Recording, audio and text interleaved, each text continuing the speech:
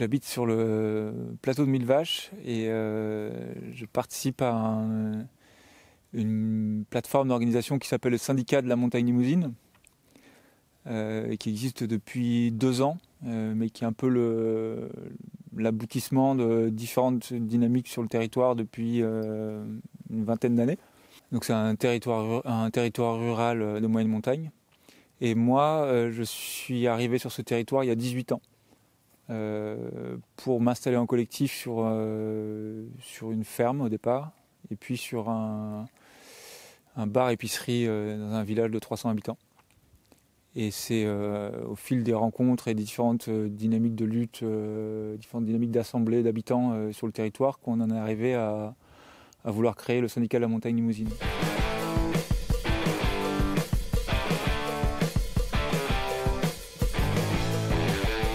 L'objectif, c'est fédérer les différentes dynamiques d'habitants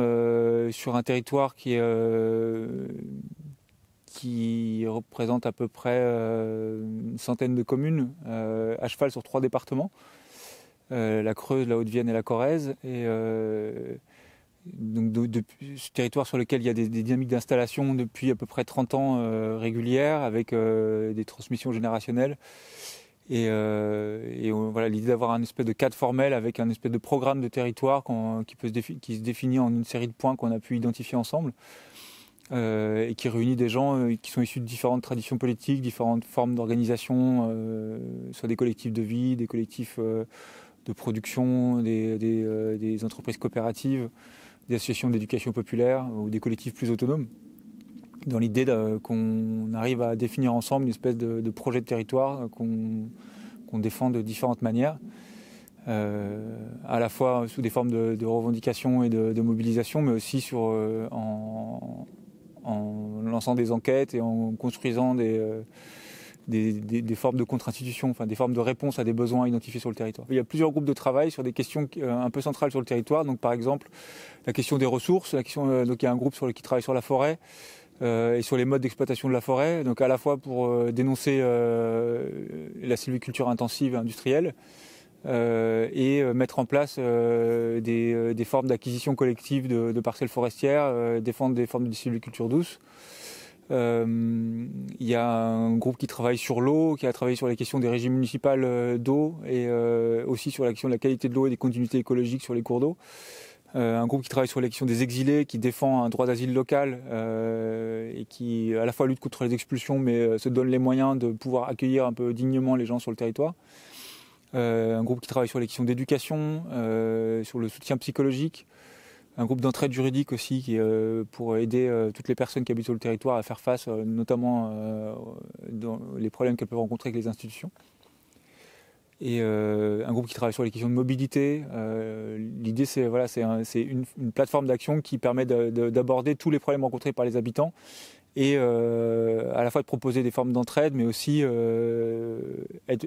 pouvoir être promoteur de formes de services collectifs. L'idée, c'est vraiment d'avoir un devenir public beaucoup plus fort,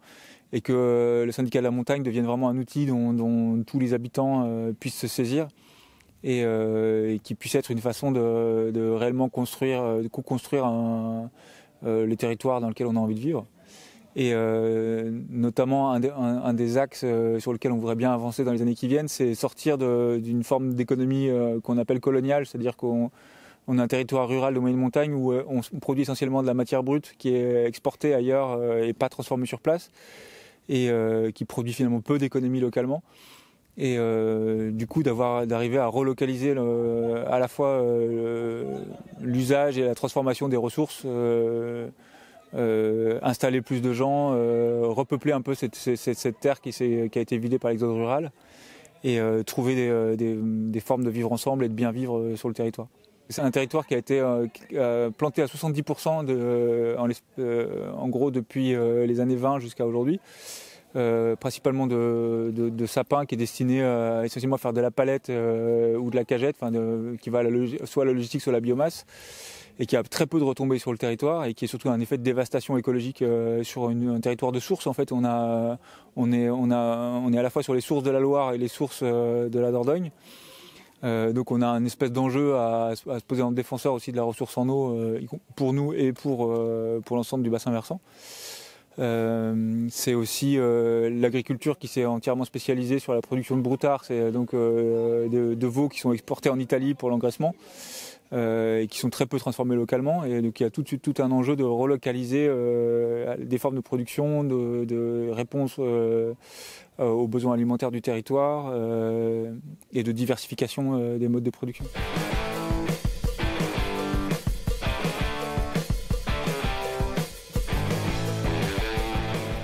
Bon, il y en a plusieurs, mais il y a une difficulté de moyens au sens où notre idée c'est de ne pas être juste dans un rapport de revendication vis-à-vis des institutions locales, dont on sent bien qu'elles sont plutôt empreintes d'une forme de conservatisme assez enraciné.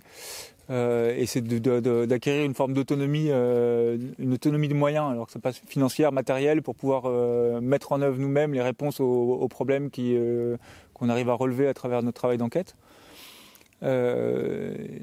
Et puis c'est aussi de parvenir à rendre suffisamment explicites nos perspectives et ce qu'on met en œuvre auprès de toute la diversité de la population qui habite sur le territoire, ce qui demande un travail assez conséquent de communication, mais aussi de rencontres, de travail d'enquête auprès des habitants. Donc ça, c'est les questions qu'on se pose maintenant. Comment on passe d'une plateforme qui pourrait être perçue comme une plateforme activiste à quelque chose qui est vraiment saisi comme un outil d'émancipation collective ancré sur le territoire. Et nos besoins, ils sont de libérer du temps, parce que beaucoup d'entre nous sont quand même très pris entre des activités de production matérielle, soit agricoles, soit de travail, de libérer du temps pour pouvoir justement que cette forme d'organisation et d'organisation de la vie commune puisse décoller, et aussi d'avoir les moyens financiers de donner suite et conséquences au constat qu'on peut faire sur les différents thèmes sur lesquels on travaille.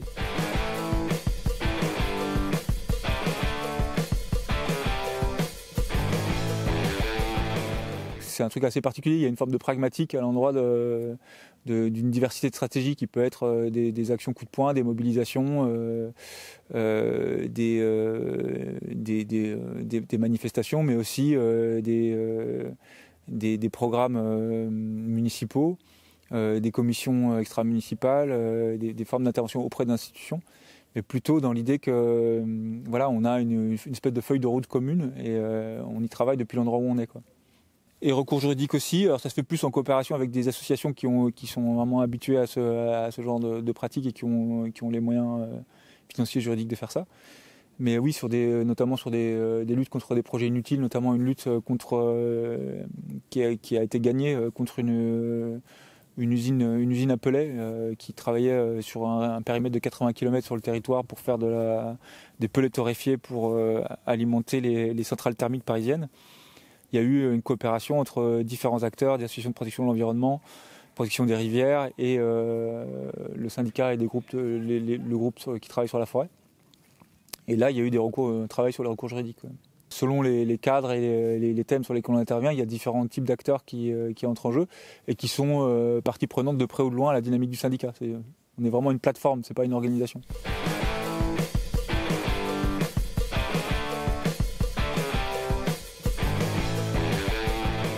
Le point de départ de Senka, c'est de se poser la question de l'échelle pour nous, parce qu'on part d'une diversité de projets locaux.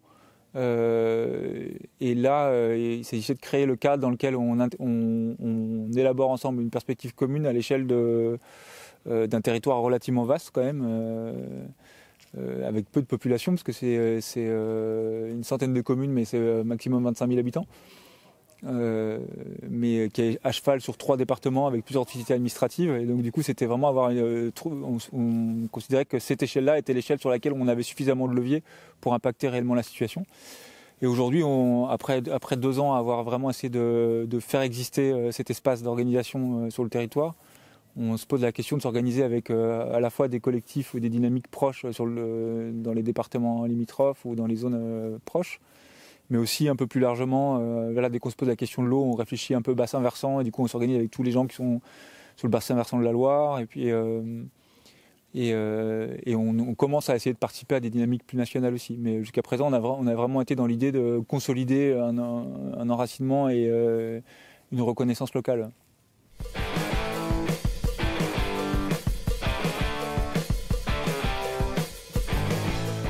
En fait, ce qui était vraiment au cœur de l'hypothèse qu'on a faite avec le syndicat, c'était de se donner de la force, quoi, et que les uns et les autres, même si on était organisés collectivement, on était quand même pris dans des rapports assez singuliers, à la fois avec l'institution, avec le cours du monde, et que ce processus-là, ça a été une façon de nous renforcer, qui a vraiment eu des effets, qui fait qu'on a en assez peu de temps finalement réussi à constituer une force avec laquelle il faut compter sur le territoire et qui nous permet de nous projeter malgré le caractère catastrophique de tout ce qui se passe autour de nous, à avoir une forme de sérénité quant aux années qui viennent, quoi.